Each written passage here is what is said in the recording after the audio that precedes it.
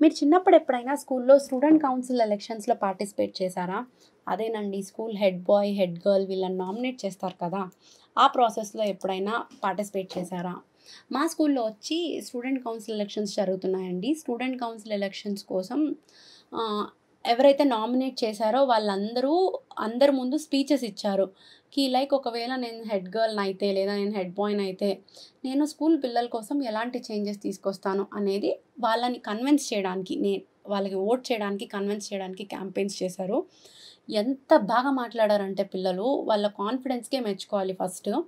ఆ ఏజ్‌లో మనం స్టేజ్ మీద నుంచోవడానికే భయపడిపోయేవాళ్ళం. కానీ పిల్లలైతే చాలా మాట్లాడారు. విన్నర్ ఎవరు, లూజర్ ఎవరు అనేది పక్కన పెడితే, అసల వాళ్ళ పెర్ఫార్మన్స్‌కి కానీ, వాళ్ళ కాన్ఫిడెన్స్‌కి కానీ నిజంగా ఐ విష్ అందరూ విన్ అవ్వాలి అనిపించింది నాకు.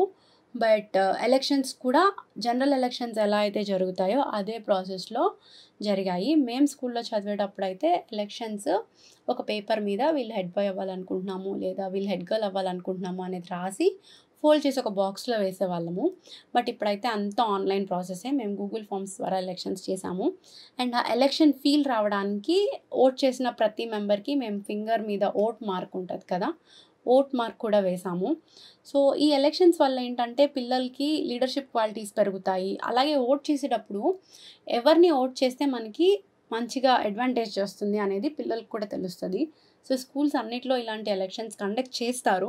మీ స్కూల్‌లో కూడా కండక్ట్ చేసే ఉంటారు. ఒక్కసారి రీకాల్ చేసుకొని మీ ఎక్స్‌పీరియన్స్ అనేది కామెంట్ బాక్స్‌లో పెట్టేయండి. Stay tuned.